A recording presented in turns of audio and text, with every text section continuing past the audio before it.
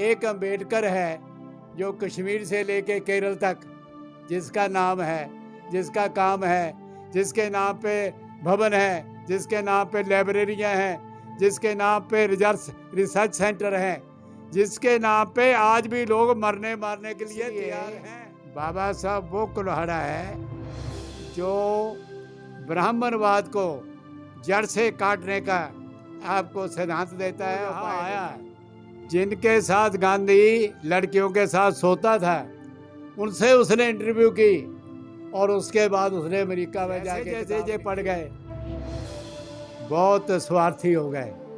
खास तौर पर जो ऑफिसर हैं उनकी एक क्लास बन गई, ऑफिसर से शादी करता है। मेरी पत्नी, मेरे 2 बच्चे भी जेल में थे। मेरे साथ यहाँ जलंधर में सैकड़ों लोग जेल में।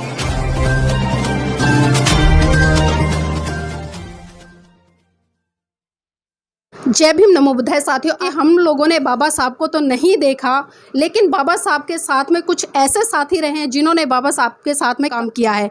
तो आज हम जानना चाहेंगे, मेरे साथ में LR बाली जी हैं, उन्हीं से रूबरू कराऊंगी कि किस तरह से, क्योंकि उन्होंने अपने जीते जी बाबा साहब को देखा है, उनकी गतिविधियों को देखा है, उनके आंदोलनों को देखा है और उनके जो क्रांतिकारी भाषण है वो उन्होंने सुने हैं। तो आपका स्वागत है HR बाली जी हमारे NB न्यूज़ चैनल में। बहुत बहुत धन्यवाद। सर, मैं आपसे जानना चाहूँगी, क्योंकि देखिए आपने बाबा साहब के साथ में काम किया है, तो कुछ ऐसे अनुभव दर्शकों के साथ में साझा करें जिससे पता चले कि बाबा साहब का व्यक्तित्व कैसा था, वो दिखने में कैसे लगते थे, उनका जो रोब था वो लोगों में कैसा था। बाबा साहब अम्बेडकर बहुत उनकी पर्सनैलिटी बहुत ज़बरदस्त पर्सनैलिटी थी। उनका बोल बड़ा भारी था। जब पार्लियामेंट में बोलते थे सन्नाटा छा जाता था। मैंने पार्लियामेंट के जो गैलरी है, विजिटिंग गैलरी, वहाँ भी जाके सुना है उनको, भाषण भी सुने हैं। तो मुझे उनकी लाइब्रेरी में साफ़ सफाई करने का काम मैंने किया है। मैं सेंट्रल गवर्नमेंट में आई वॉज परमानेंट एम्प्लॉई। मैं सेंट्रल गवर्नमेंट में था 1948 से लेकर 1954 तक मैं दिल्ली में रहा और लगभग हर रोज़ शाम को बाबा साहब के यहाँ जाना, कभी उनको देखना, कभी मिलना, कभी नहीं मिलना। यानी वो डिस्टर्बेंस नहीं चाहते थे, यानी गॉसिप, गपबाजी उसको पसंद नहीं करते थे। बहुत सीरियस गंभीर बातचीत करते थे। और जब वो लॉ मिनिस्टर थे तो 1 नंबर हार्डिंग एवेन्यू में रहते थे। 1 नंबर हार्डिंग एवेन्यू जो सुप्रीम कोर्ट के रास्ते में है। तो शाम को वो इतवार के दिन या और भी किसी दिन एक चेयर में उनको बैठते थे आके।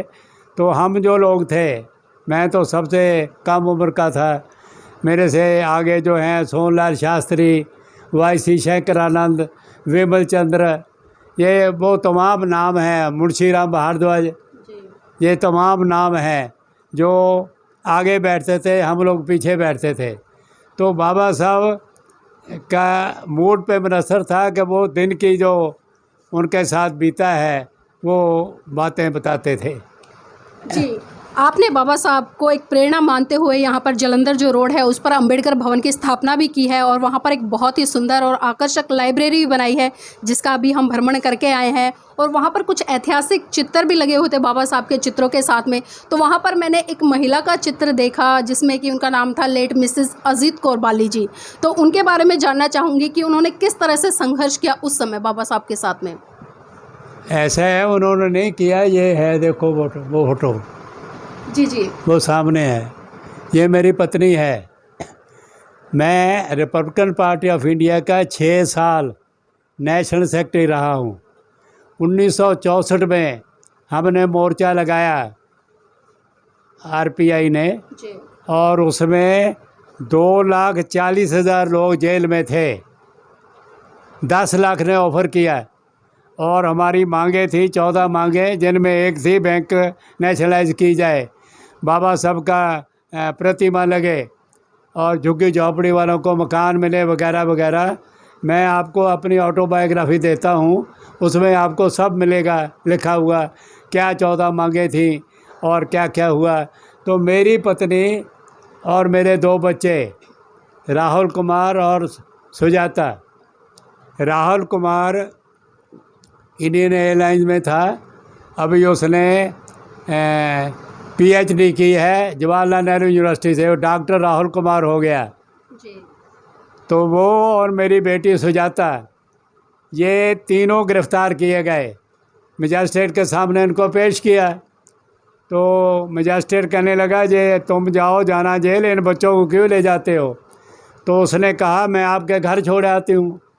तो मेरे दोनों बच्चे, मेरी पत्नी और लोगों के साथ 70 दिन जेल में रहे। जी और जब हमारा मोर्चा कामयाब हुआ, हमने पार्लियामेंट के बाहर प्रदर्शन किया और एन शिवराज हमारे मद्रास के लीडर थे, दादा साहब गायकवाड़ हमारे लीडर थे, और मैं एक्शन कमेटी का वाइस चेयरमैन था ऑल इंडिया।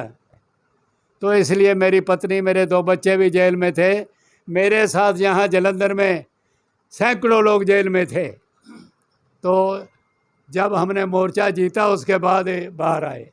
जी बाली जी, हमने सुना है कि सन 1951 में बाबा साहब जलंधर की धरा पर आए थे और आपके माध्यम से यहाँ पर बाबा साहब ने बहुत बड़े मंच पर भाषण भी दिया था। तो वो अनुभव कैसा रहा आप लोगों के लिए?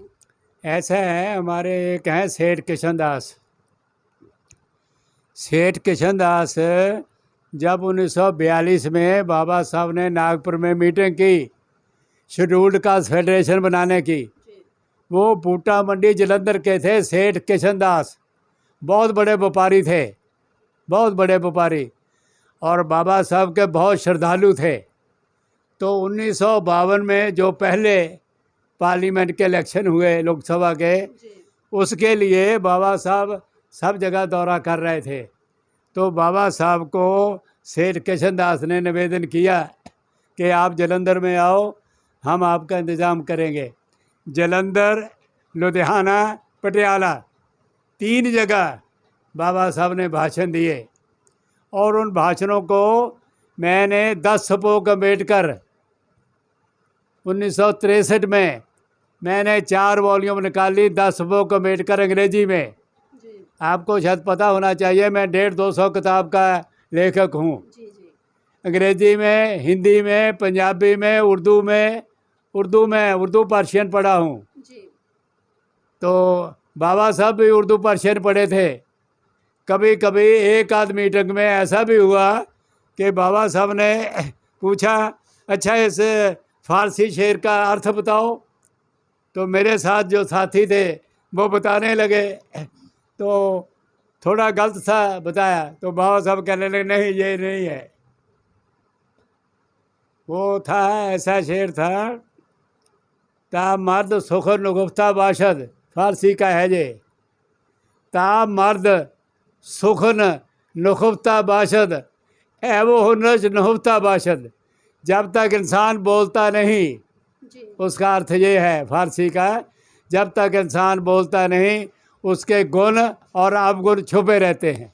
जी बिल्कुल सही कहा। इसलिए बाबा साहब अपने समाज को शिक्षा रूपी वो एक अमृत देकर गए कि शिक्षा शेरनी का वो दूध है जो जिसको जितना पिएगा उतना दहाड़ेगा। और बाबा साहब का जो पहला ही नारा था कि शिक्षित बनो और संगठित बनो और संघर्ष करो। लेकिन आज कहीं ना कहीं हम बाली जी देखते हैं कि आज हमारे लोग खुद शिक्षित हो जाते हैं, खुद संगठित हो जाते हैं और खुद संघर्ष करते हैं, लेकिन वो दूसरों को ना तो पढ़ाने का काम करते हैं और ना ही दूसरों को संघर्ष में लाने का काम करते हैं और ना ही दूसरों को संगठित करने का काम करते हैं। तो किस तरह से देखते हैं इन चीज़ों को? देखो ऐसा है, मैं अभी 90 क्रॉस किया हूँ।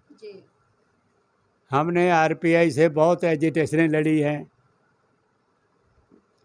और जो पहला ज़माना था, कम पढ़े लिखे लोग, अनपढ़ लोग, उनको हम समझाते थे कि बाबा साहब ने ये कहा है ये करना है, वो करते थे।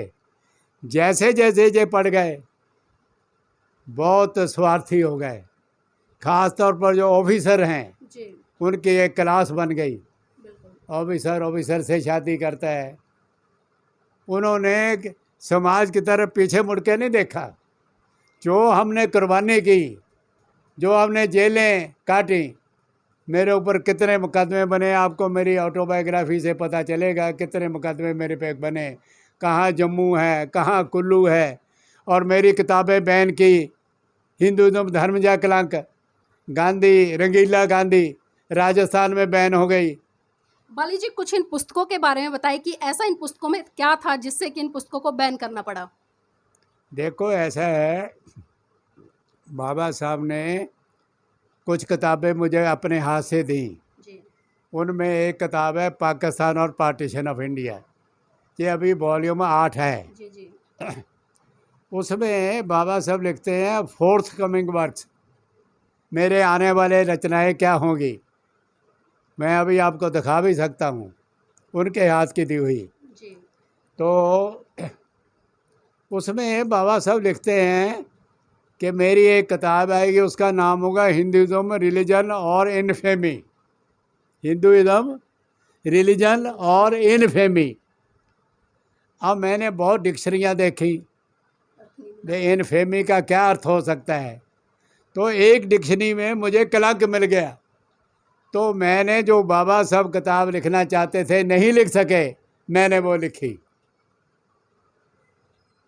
वो लिखी।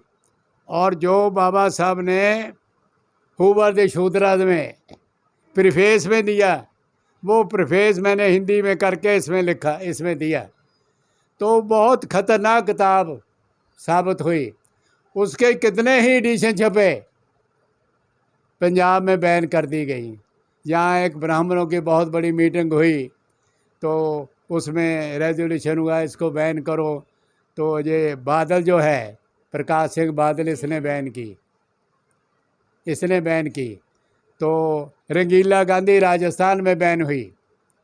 रंगीला गांधी जो है एक मेहता हुए हैं, मेहता, उसकी किताब है Gandhi and his apostles, Gandhi उसके भगत।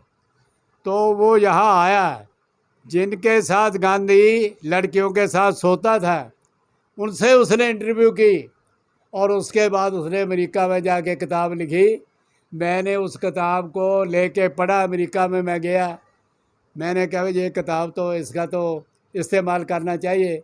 तो मैंने गांधी, रंगीला गांधी नाम से किताब लिखी, बहुत बिकी किताब, और वो राजस्थान में बैन हो गई। बर्दाश्त नहीं कर पाए।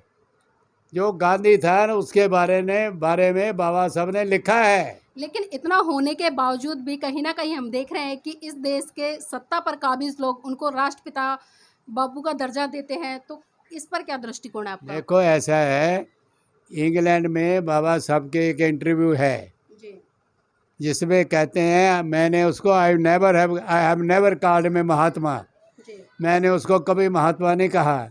और उसमें बाबा साहब कहते हैं morally he was not a mahatma, नैतिक तौर पे भी वो महात्मा नहीं था। तो आज जो है सिवाय मोदी के कोई उसका नाम नहीं लेता। आरएसएस के लेते हैं नाम नहीं। वो तो आपको पता है, ये जो प्रज्ञा ठाकुर है, वो नाथुराम गौडसे को देशभक्त मानती है। और जो हिंदू महासभा है, उसने उसका जन्मदिन मनाया है। तो गांधी को तो गिने चुने लोग ही मानते हैं। गांधी को आज जैसे मानते थे ना, अंधविश्वास, वो नहीं है। जी, लेकिन बागी जी, हम अक्सर देखते हैं कि जो बहुजन समाज में जन्मे जितने भी संत महान पुरुष हैं, चाहे उसमें बाबा साहब रहे हो या महाकारुणिक तथागत बुद्ध रहे हो या माता सावित्रीबाई फुले हो या राष्ट्रपिता ज्योतिबा फुले हो या अन्य और भी महान पुरुष हो, जब उनकी बात आती है या उनकी जयंती मनाने की बात आती है तो इस सत्ता पर बैठे हुए लोग वो दूर भागते नजर आते हैं। लेकिन जिन लोगों का इस देश के विकास में कोई भी योगदान नहीं है, उनकी जयंतियाँ बड़े धूमधाम से मनाते हैं। इसका क्या कारण है? इसका कारण ये है, देखो बाबा साहब अम्बेडकर वो कुल्हाड़ा है, मैंने कुल्हाड़ा शब्द इस्तेमाल किया है। जी जिनके विचार, जिनका किरदार, जिनका करैक्टर आज दुनिया के लोग, अभी देखिए ग्रेव्स इन लंदन है ना, यहाँ से बाबा साहब ने बैरिस्ट्री की है। जी वहाँ पे एक रूम बाबा साहब के नाम पर समर्पित कर दिया गया है, अम्बेडकर रूम। जी ये लोग जो हैं, मेरा दावा है, मैंने लंदन में, न्यूयॉर्क में प्रेस कॉन्फ्रेंसें की हैं। जी, दूसरे देश के जो लोग हैं वो बाबा साहब का बहुत सम्मान करते हैं, हाँ, चाहे सुनिए उसमें हम ना। जी, जी। सुनिए, इसलिए बाबा साहब वो कुल्हाड़ा है जो ब्राह्मणवाद को जड़ से काटने का आपको सिद्धांत देता है, उपाय देता है। बाबा साहब ने अपने भाषण में कहा 1944 में, छपा है ये, वॉल्यूम 17 में है, जी, 17 भाग 3। वो कहते हैं "ए, काम करो वर्किंग क्लास के लोगों, तुम्हारे दो दुश्मन हैं, पूंजीवाद और ब्राह्मणवाद। ये किसी ने कहा है आज तक? नहीं कहा है। जो कार्ल मार्क्स है वो भी कहता है अगर एशिया के लोग अपने समाज को नहीं सुधारेंगे जी, तो कोई तरक्की नहीं हो सकती। इसलिए बाबा साहब को ये नफरत करते हैं, नहीं मानते हैं, क्योंकि वही एक महापुरुष है जो इस देश को बदल सकता है, समाज को बदल सकता है, जिसने संविधान के द्वारा देश को बदला है। जी, आपने कार्ल मार्क्स की बात की तो मैं एक सवाल और लेना चाहूँगी इसी कड़ी में आपसे। जिस तरह से कार्ल मार्क्स की जब मृत्यु हुई थी, बताते हैं कि उसकी जो मृत्यु थी, जब उसका अंतिम संस्कार हो रहा था कार्ल मार्क्स का, तो मात्र 14 लोग थे।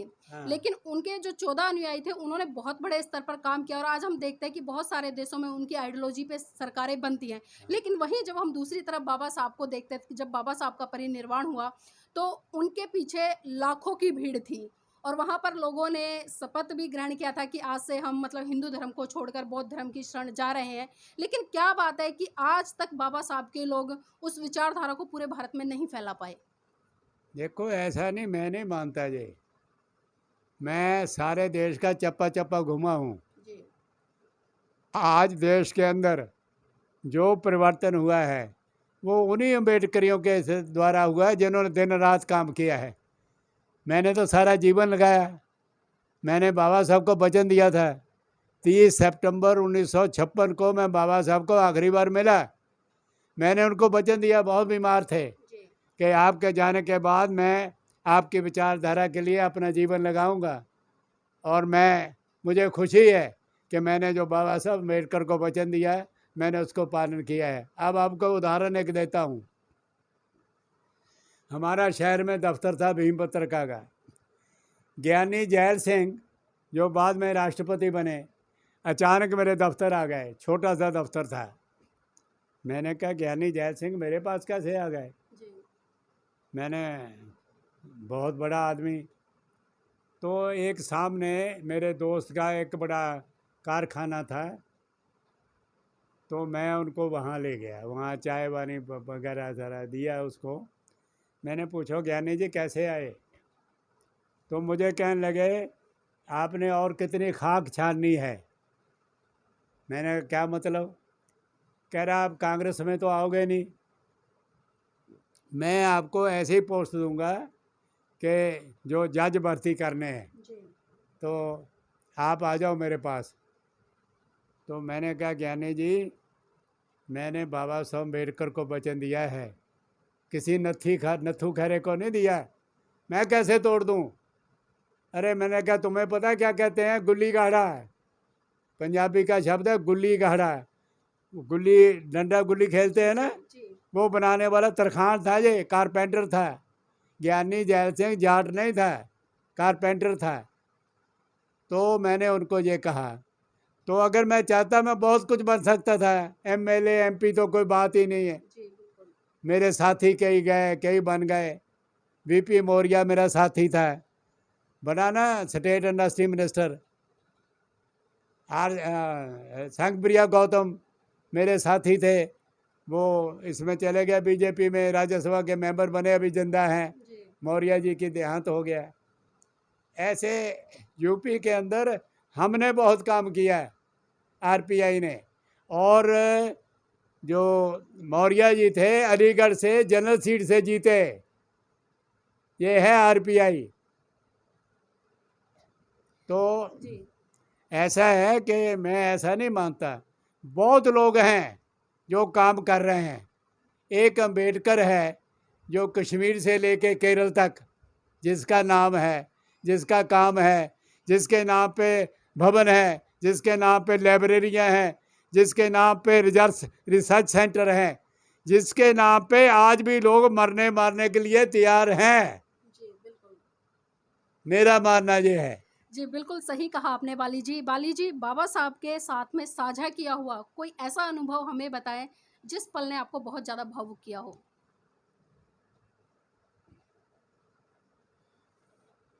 जब बाबा साहब 1952 का इलेक्शन हार गए, शाम का वक्त था, ये 26 अलीपुर रोड की बात है।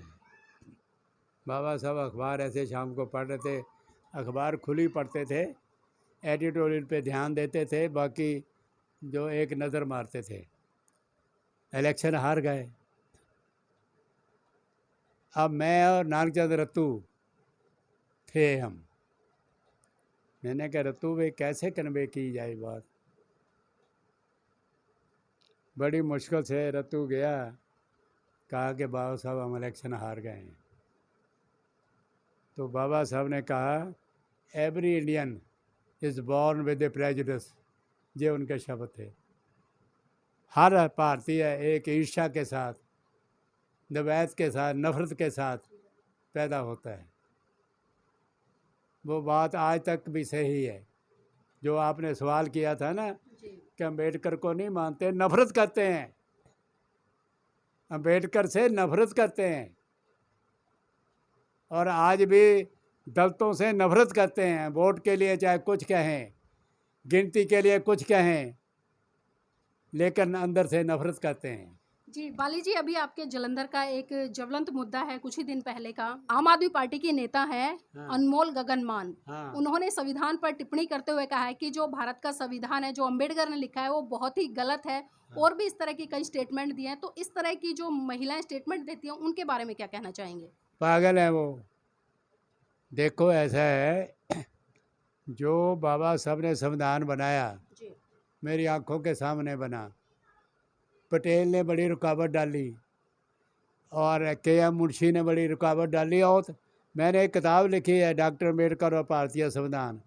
उसमें जो डायरेक्टर प्रिंसिपल्स हैं, मैं उनकी 2 धारा आपको बताता हूँ। 37 से शुरू होती है, 51 तक जाती है। एक धारा में वो कहते हैं कि देश की जो धन दौलत है कुछ लोगों के हाथ में नहीं सिमटेगी। जी दूसरी में कहते हैं जो हमारे नेचुरल साधन हैं, ये देश के लोगों के हित के लिए नहीं होंगे, ये किसी विशेष के लिए नहीं होंगे। जैसे अब कोयला है, कोयले का लाखों करोड़ों का कारोबार है, उसमें भी बड़े घोटाला हुआ, बहुत घोटाला हुआ, समझी बात। तो इसलिए ये पागल लोग हैं, पागल लोग हैं। देखो जितना बधान के ऊपर ईमानदारी से काम हुआ है, उतनी देश ने तरक्की की है। आज हालत क्या है, मेरा एक रिश्तेदार कल ही अमेरिका से आया है, कल ही अमेरिका से आया है। तो हमने उनको पूछा भाई अमेरिका में इंडियन के बारे में क्या हाल है। कहे इंडियन कहा नहीं तो नफरत शुरू हो गई। यानी Indians are the most hated person in foreign countries. ये हालत है हमारी। यहाँ आप जितना चाहो डींगे हाँकते रहो। कर्जदार, फूटा हुआ देश, जात पात, ऊंच नीच, 27% लोग आज भी छुआछूत करते हैं। कैसा देश है ये? सारी दुनिया में इसको नीच देश मानते हैं। तो अगर कोई पागल जनानी औरत कहती है तो कहने दो, ऐसे और भी बहुत हैं। बाली जी, जाते जाते आपसे आखिरी सवाल लेना चाहूँगी। इस देश के अम्बेडकरवादी और बाबा साहब के अनुयायी, इन दोनों को क्या संदेश देना चाहेंगे? देखो बाबा साहब ने कभी भी हार नहीं मारी। इलेक्शन में हारे, उन पे हमले हुए, उनको मारने की कोशिश हुई, समझी बात। जब पूना पैक्ट बना तो लाहौर से एक अखबार निकलता था, बाबा साहब ने उसका नाम दिया एक किताब में। उसने कहा कि अगर गांधी की लाश उठेगी उससे पहले अम्बेडकर की लाश उठेगी। समझ रहे मेरी बात? जिनके ऊपर हमले हुए, इलेक्शन हराया और 35,000 वोट उनकी कैंसिल की गई, इसलिए हारे वो, वैसे नहीं हारे, हराया गया उनको। तो मेरा कहना यह है कि बाबा साहब ने कभी हार नहीं मानी। उनकी दृढ़ निश्चय, उनके पक्के इरादे, उनका सिद्धांत, उनकी विचारधारा लेके चलो, एक दिन आएगा जो प्रगतिशील लोग हैं वो आपके साथ आएंगे, कम्युनिस्ट आएंगे, सोशलिस्ट आएंगे, और भी बहुत लोग जो अच्छी विचारधारा के हैं, जो तर्कशील हैं, वो सब लोग आपके साथ आएंगे, क्योंकि अम्बेडकर ही एक ऐसा महापुरुष है जो तर्कशील है। मैंने सबको पढ़ा है और कईयों के बारे में मैंने लिखा भी है। तो इसलिए अम्बेडकर की विचारधारा जो है वो स्थायी है, सदा रहने वाली है, वो वक्ती नहीं है।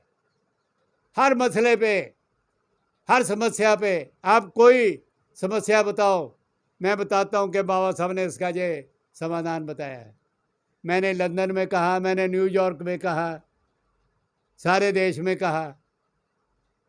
यानी बाबा साहब ही एक ऐसे महापुरुष हैं जो देश को आगे ले जा सकते हैं जी। और जितना देश उनके अनुसार चला है आगे बढ़ा है जी। बाकी कुएं में गिरना चाहें तो बाबा साहब क्या कर सकते हैं? गिरते हैं तो गिरने दो, जिस औरत का आपने हवाला दिया वो भी गिर जाए। बाली जी, जो बाबा साहब की पत्नी थी, एक तो थी माता रमाबाई, जिनका संघर्ष समर्पण बाबा साहब के साथ बराबर रहा, और जब माता रमाबाई का देहांत हो गया तो उसके बाद बाबा साहब को कई बीमारियों ने जकड़ लिया, और उसके बाद जब बाबा साहब का दूसरा विवाह हुआ तो उनकी जो दूसरी जीवन साथी थी उसके बारे में बहुत कम लोग जानते हैं, लेकिन आपने अपनी आंखों से देखा है। तो उनका किस तरह का व्यवहार था बाबा साहब के प्रति? देखो, ऐसा है, उनके बारे में ज्ञानीचंद रत्तू ने और सोहनलाल शास्त्री ने बहुत लिख दिया है जी। मैं सिर्फ आपको एक सेंटेंस बताता हूँ, मैं रिकॉर्ड के बगैर बात नहीं करता। संतराम बीए जो भाषण बाबा साहब ने लाहौर में देना था, annihilation of caste, annihilation of caste किताब देखी, सुनी है? जी जी।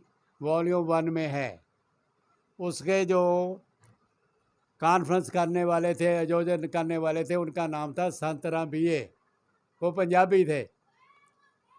वो जब बाबा साहब का ये दूसरी शादी हुई तो चूड़ियाँ लेके गए।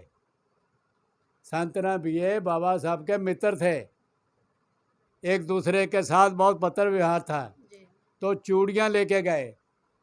तो बाबा साहब के सामने सविता अम्बेडकर को चूड़ियाँ दी, तो बाबा साहब को हालचाल पूछा, तो संतराम बाबा साहब कहने लगे, only the wearer knows where the shoe pinches. समझ गए? Only the wearer knows where the shoe pinches. जिसने जूता पहना है उसको ही पता है कहाँ से काटता है। ये उसने अपनी ऑटोबायोग्राफी में लिखा है, उसका नाम है मेरे जीवन के अनुभव। भाई इससे ज़्यादा मैं नहीं कुछ कहना चाहता। तो बहुत बहुत धन्यवाद बाली जी। तो ये थे हमारे साथ में बाली जी, जिन्होंने बहुत अच्छे तरीके से हमें बाबा साहब के साथ में अपना अनुभव साझा किया, और इन्होंने अपने जीवन काल में, जैसा कि अभी आपने सुना होगा इनके ही मुख से, कि इन्होंने 200 किताबें लिखी हैं, जिसमें कि हिंदी में भी हैं, उर्दू में भी हैं, और पंजाबी में भी हैं, और इंग्लिश में भी हैं। तो वास्तव में बाली जी ने बहुत सराहनीय काम किया है, क्योंकि इतिहास साथियों हमें पढ़ने को बहुत कम मिलता है, और उसको लिखने वाले भी आजकल बहुत कम लोग हैं। तो बाली जी वास्तव में साधुवाद के पात्र हैं, और हम इनको मंगल कामनाएं देते हैं कि जब तक इनका जीवन है इसी तरह से समाज को एक अच्छी दिशा और एक अच्छा प्रयास करते रहें, और उसको एक अच्छे साहित्य से रूबरू कराते रहें। जय भीम, नमो बुद्धाय। मैं भी आपका बहुत बहुत धन्यवाद करता हूँ कि आप लोग आए और इतना कष्ट सहा है आपने, तो मैं आपका फिर बहुत शुक्रिया अदा करता हूँ। जी, थैंक यू। अपना चैनल, आपका चैनल, समाज का चैनल, देश का चैनल NV News 24/7 को आप लाइक करें, सब्सक्राइब करें, और ज्यादा से ज्यादा इसकी वीडियो को शेयर करें, ताकि हर खबर को मैं आप तक आसानी से पहुंचा